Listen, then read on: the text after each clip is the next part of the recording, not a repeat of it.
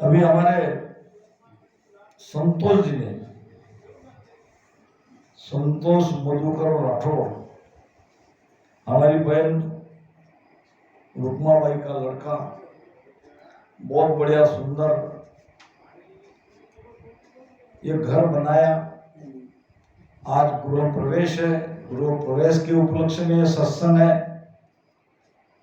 सबसे पहले तो मैं साधुवाद दूंगा, क्योंकि आपकी मेहनत, दोनों पति पत्नी, जब घर बनता है तो ये दो पहिए हैं। जरूर आप दोनों के अंदर बहुत ऊंचे संस्कार रहने चाहिए और तुम्हारे माता पिता की पूर्व पुण्य, इसके बल से ही मनुष्य आगे बढ़ता है। विशेष बात यह है कि प्रतिकूल परिस्थिति में अगर कोई ऊपर जाता है तो उसकी महिमा होनी चाहिए। अनुकूल परिस्थिति वाला अगर आगे जा रहा है तो कोई बड़ी बात नहीं। लाखों रुपए की सैलरी है, पेमेंट आता है, और ऐसे सैलरी वाले को तो कर्जा देने के लिए एक से एक बैंक आगे तैयार है। इतना कमाने वाला घर बना रहा है और उसका प्रवेश हो रहा है तो कोई बड़ी बात नहीं। मगर रात दिन मेहनत करके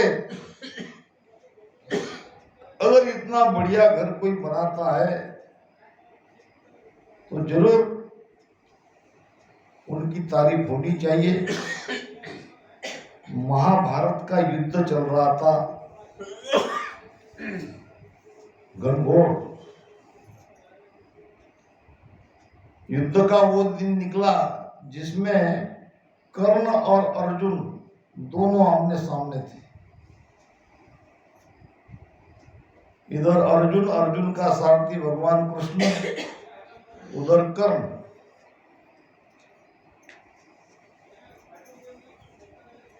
अब अर्जुन जब बाण मारता तो कर्ण का रथ 20 फुट के ऊपर दूर फेंका जाता। वहीं जब कर्ण अर्जुन के रथ पर प्रहार करता तो 8-10 फुट बड़ी मुश्किल से उसका रथ, और भगवान कृष्ण महिमा करते थे कर्ण की। धन्य है कर्ण के जैसा धनुर्धारी कोई नहीं। एक बार, दो बार, 3 बार अर्जुन ने सुना कि मैं जब बाण मारता हूं तो वो तो 20-22 फुट दूर चला जाता है कर्ण का रथ, और उसके बाण से मेरा रथ तो मुश्किल से 7-8 फुट ही जाता है। महिमा तो मेरी होनी चाहिए। अच्छा, मेरी महिमा ना करे तो ना करे, मगर कर्ण की महिमा रहा न गया। मनुष्य का स्वभाव है, अपनी महिमा ना भी हो, मगर जो उस लायक नहीं है उसकी अगर महिमा होती है तो थोड़ा उसको अंदर में दुख होता है। पूछ लिया भगवान, ये ठीक नहीं है। 20-20, 22-22 फुट एक बाण से उसका रथ ऊपर उड़ रहा है। महिमा तो वैसे मेरी होनी चाहिए, मगर मेरी ना करो कोई बात नहीं। मुश्किल से 7-8 फुट तक कर्ण के बाण से मेरा रथ दूर जाता है और तुम कहते हो कि धन्य कर्ण।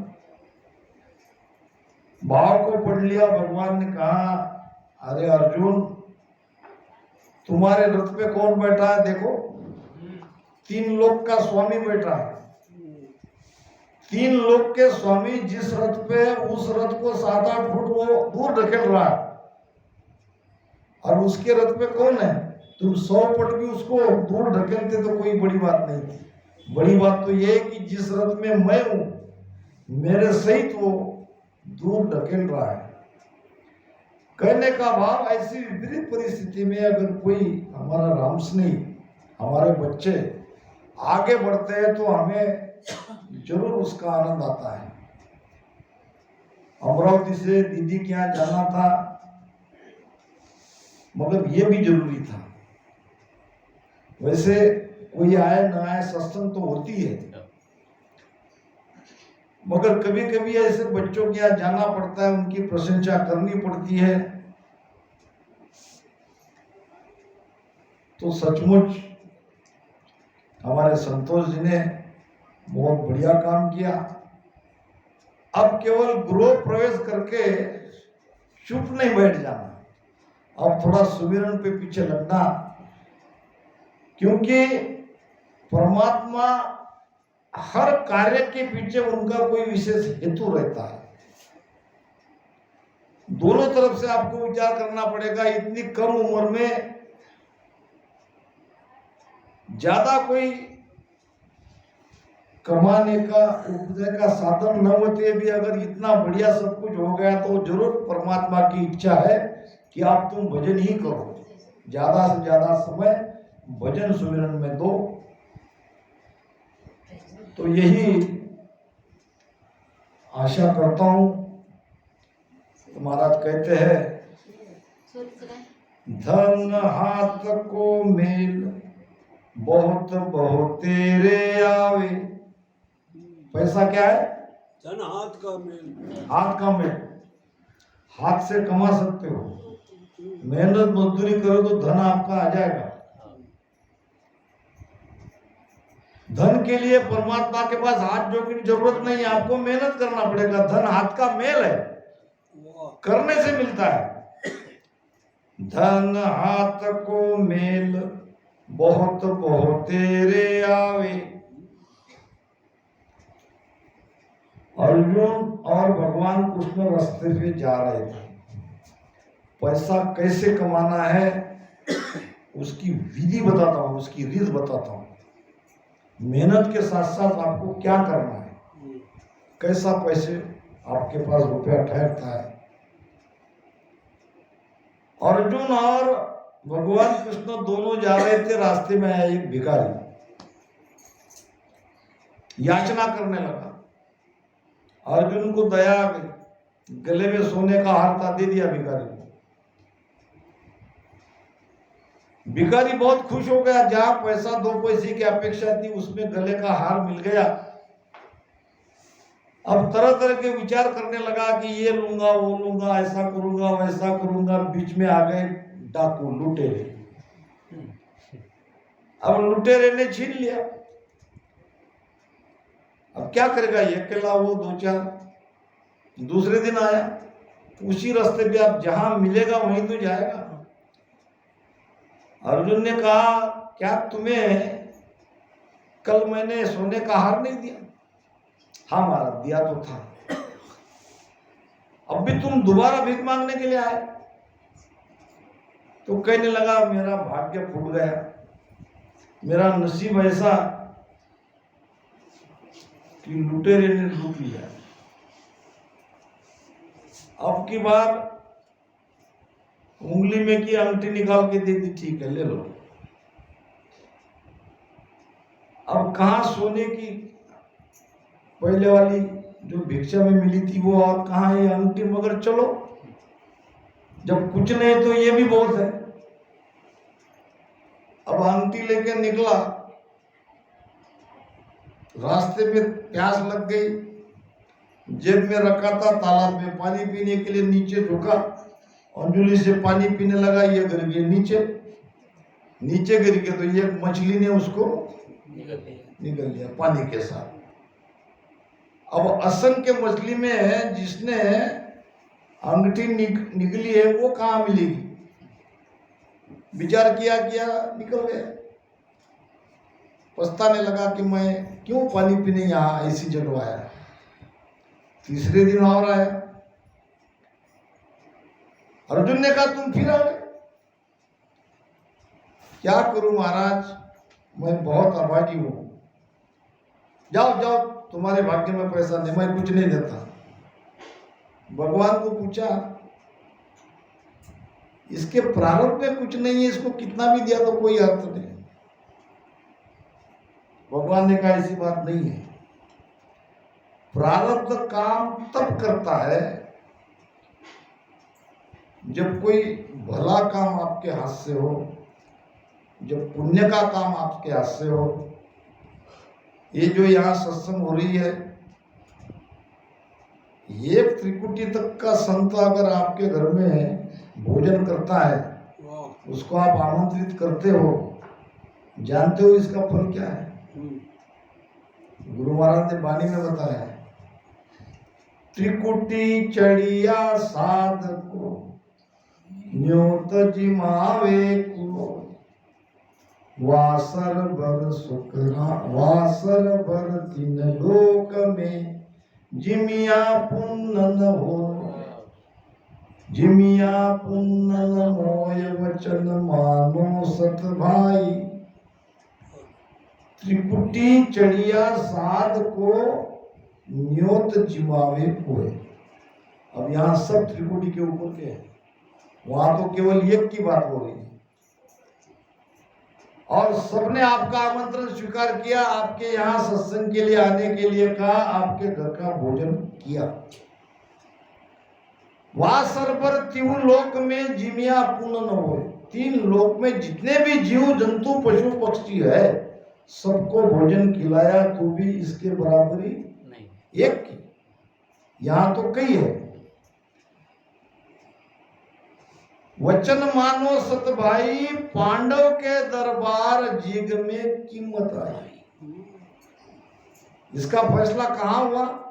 पांडव के दरबार में, यज्ञ में।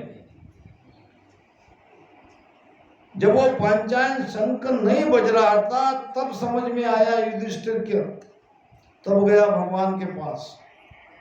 पांडव के दरबार जिग में कीमत आई, धर्म अनंत सुख राम कहे, यासर भर नहीं कोय, त्रिकुटी चढ़िया साध को न्योत जिमावे कोय। फिर नाट के अंत में महाराज ने कहा है, अनंत का है धर्म, अनंत पुण्य करो, इसके बराबरी नहीं है। तो प्रारब्ध में जो कुछ भी है वो कब मिलता है? जब ऐसे कार्य आपके हाथ से होने लगे। भगवान ने एक पैसा दिया। कितना दिया? एक पैसा। भिखारी लेके चला गया, भिखारी को तो जाना ही है। पहले दिन मिला हुआ हार चला गया, सोने का अंगूठी चली गई, सोने की। अब रहा एक पैसा। सोचने लगा मैं कितना अभागा हूं, अगर बीच रास्ते में डाकू नहीं मिलते तो आज तो मैं बहुत बड़ा पैसे वाला कहलाता। अब एक पैसा है, इसका क्या करूं? सोचते सोचते देखा उसने एक मछली पकड़ने वाला मछली को जाली में पकड़ के बाहर निकाल रहा था, उसमें एक मछली तड़प रही थी। अब मछली को तड़पता देख के उसको दया हो गई। उसने मछली पकड़ने वाले को कहा, देख भाई, ये मछली की जान नहीं जानी चाहिए, नहीं जानी चाहिए तो मुझे तो ये बेचना है, तो मेरे पास एक पैसा है, ये ले लो और ये मछली को तुम मुझे दे दो। अब कई ज्यादा पैसा मिलने से मछली पकड़ने वाले ने मछली उसको दे दिया। अब थोड़ी देर उसको पानी में रखा तो मछली के पेट में से वो अंगूठी उसी मछली के पेट में थी। अब भिखारी चिल्लाने लगा, मिल गया मिल गया मिल गया। चार डाकू वहीं थे आजू बाजू। डाकू को लगा कि इन्होंने हमको पहचान लिया, इन्होंने हमको।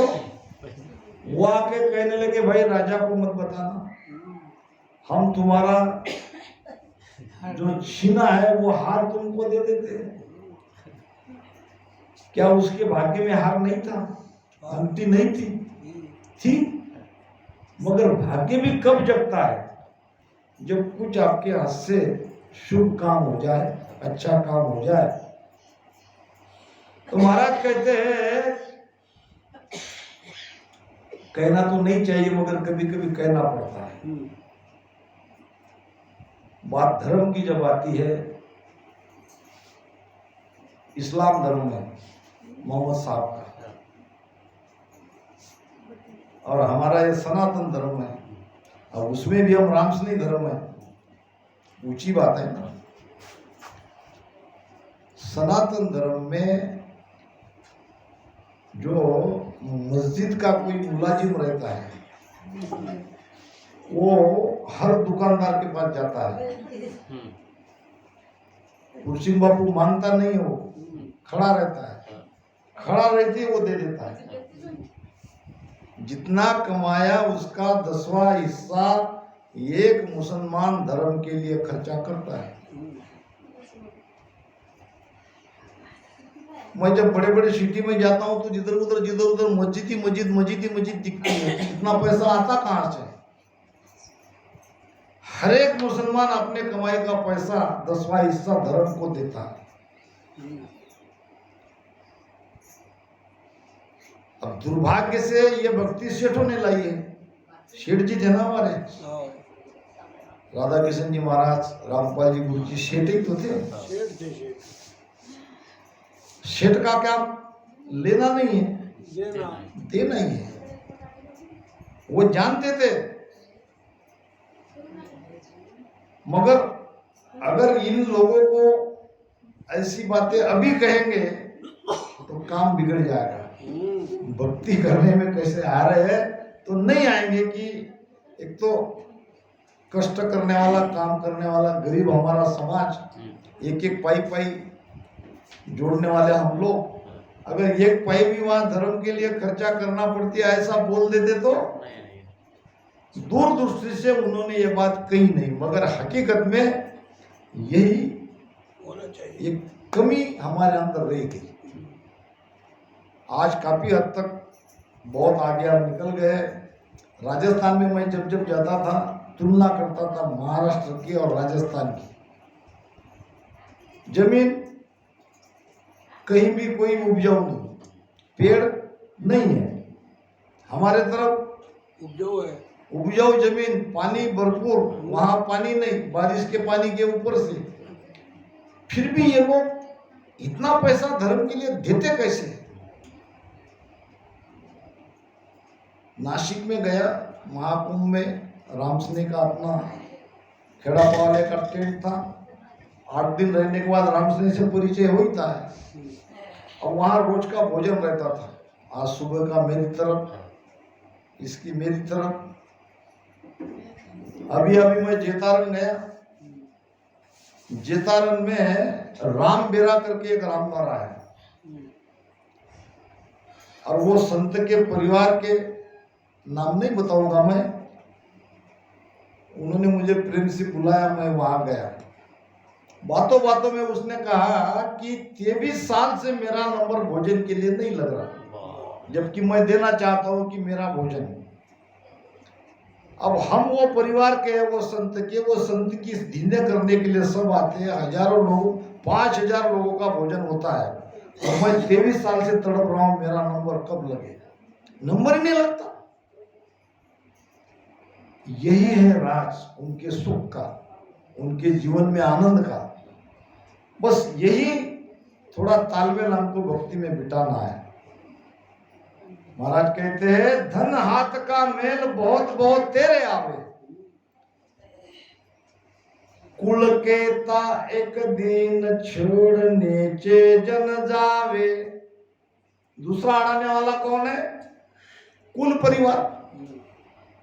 तो कुल परिवार कहां तक है? एक न एक दिन तो छोड़ के जाना ही है। एक तो वो चले जाएंगे, नहीं तो हम चले जाएंगे, बिछड़ना तो है ही। कुल केता एक दिन छोड़ने चे जन जावे, सुत बित कामन झूठ। यह बहुत बड़ी बात महाराज बता रहे हैं। अब हम तो सत्य मान के बैठे, इसी मोह में तो हम फंसे। सुत बित कामन झूठ। तेरा बेटा झूठा है, तेरा पैसा झूठा है, तेरी स्त्री झूठी है, और तू झूठा है, और जिसमें रहता है वो जगत भी झूठा है। अब क्या कहेंगे?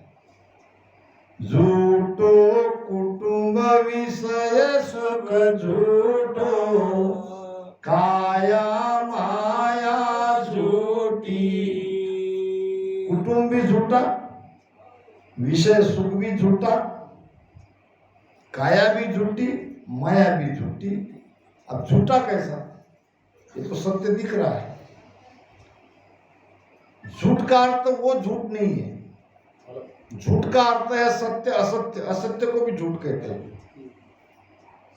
सत्य क्या है? जिसका कभी नाश नहीं होता वो है सत्य। असत्य क्या है? जिसका नाश होता है।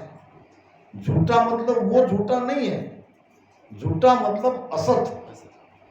कुटुंब हमारा असत है, वो मिट रहा है। परिवार हमारा असत है, बेटा हमारा असत है, पत्नी हमारी असत है, पति असत है, क्योंकि वो मिटने वाला है। इसीलिए तो महाराज ने कहा है, जे मर जाय के नहीं ब्याऊं, जे मर जायत के नहीं ब्याऊं, चार दिना फिर रांड को आऊं, चार दिना फिर रांड को आऊं, पीछे संकट बहुत दुख पाऊं, पीछे संकट बहुत दुख पाऊं। हाय मन अमर सुहागन बर रे, आत्म का हो बापरी। क्या कह रहे महाराज? जे मर जाए तिके नहीं ब्याह। ब्याह की बात हो रही क्या? यहाँ के पति यहाँ के पत्नी के लिए हो रही क्या?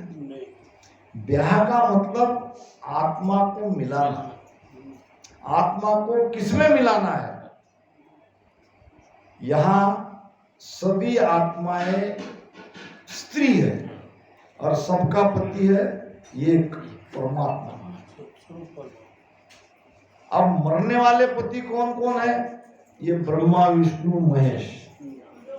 इनसे अगर शादी करते हो, इनकी भक्ति करते हो, जे मर जाए के नहीं ब्याह, मरने वाले के साथ नहीं मेरा ब्याह करो। अब ये शरीरधारी पति भी मरता है और जिसकी भक्ति कर रहे हैं, जिसको शरीर नहीं है, वो भी पति मरता है। यहाँ का पति 10-20 साल 50 साल में जा रहा है तो वो कुछ लाखों बरस में जाएगा, मगर मरता वो भी है। 4 दिना फिर राम का, 4 दिना के बाद बिना पति की कहेंगे, विधवा कहेंगे। और केवल विधवा कहलाने से काम नहीं होगा, पीछे संकट बहुत दुख पाओ।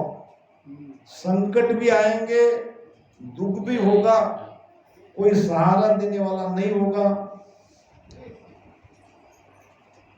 अमर सुहागन, अमर ऐसा सुहाग, ऐसा पति, ऐसे पति के साथ ब्याह करो, तुम्हारी जोड़ी अमर रहेगी।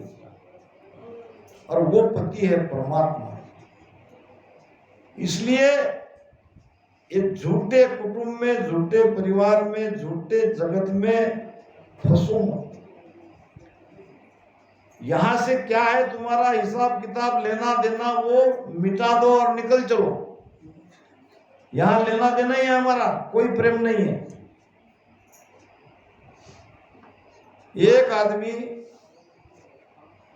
4 पत्नियां उसने करी। अब उसमें भी पहली पत्नी से बहुत प्रेम करता था। दूसरे से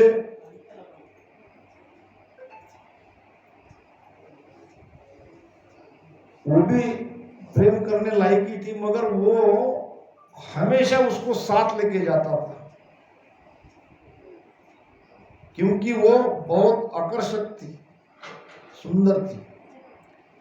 तीसरी पत्नी जब जब दुखी होता, संकट आता, तो तीसरी पत्नी के पास थोड़ा बैठता, वो हिम्मत देती,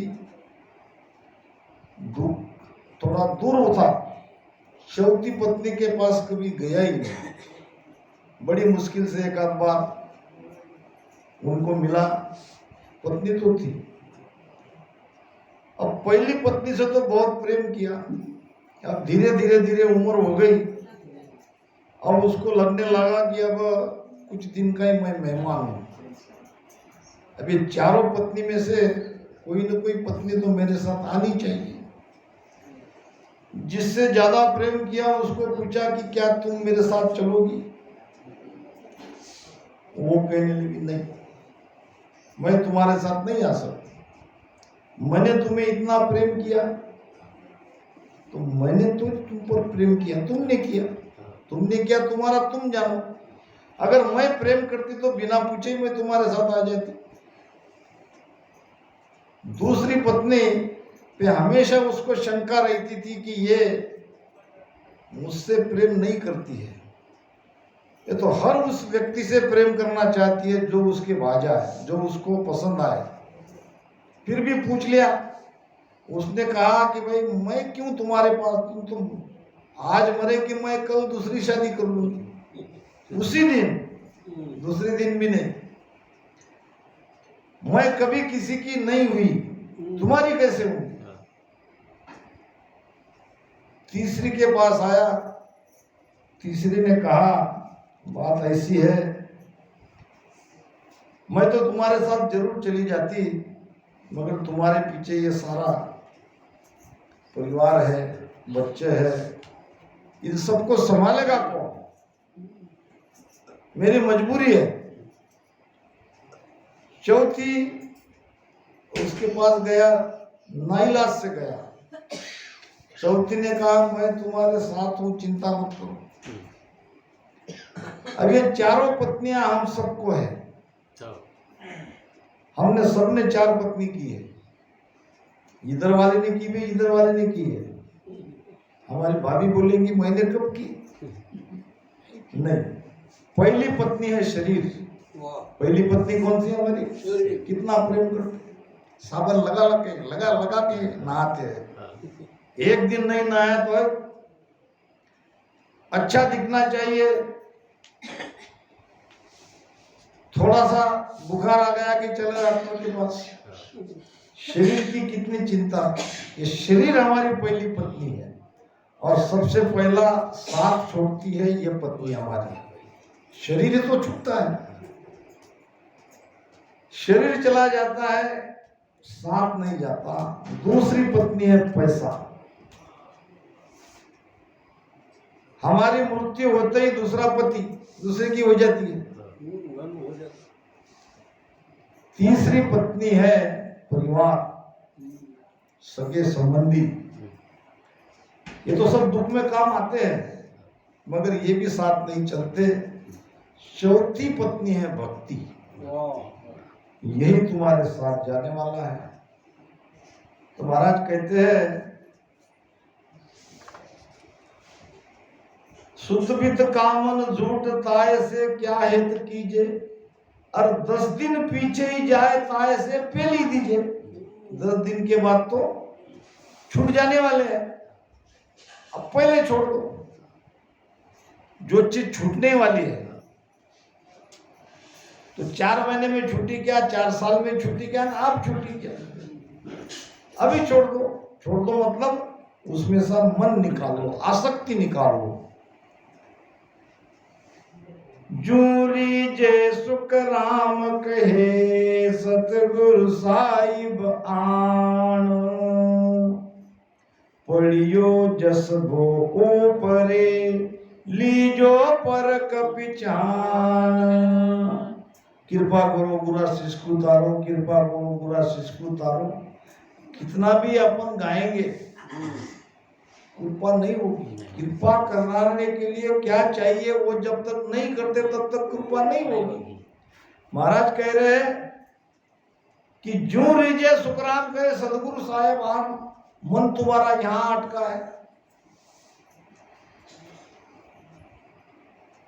माया से लगे हो और मुक्त भी होना चाहते हो, स्वयं बंधन छोड़ते नहीं हो, किसी से प्रेम कम हो नहीं रहा है, तो फिर कृपा नहीं होगी। पढ़ियो जसबो ऊपरो लीजो पर पिछाण। ये कृपा करा लेना, मेहर करा लेना, ये खुली बात है। भू नाम जमीन, जस नाम सहज उपलब्ध होने वस्तु। ये कृपा आप अपने पर सहज कर सकते हो। ज्ञान सुन के ऐसा तुम धारण करो, ये भक्ति अंदर में उतारो। राम स्नेहीपन हमारे अंदर आना चाहिए। केवल राम स्नेही कहलाना नहीं चाहिए, राम स्नेहीपन हमारे अंदर आना चाहिए। तो अब समय हो गया।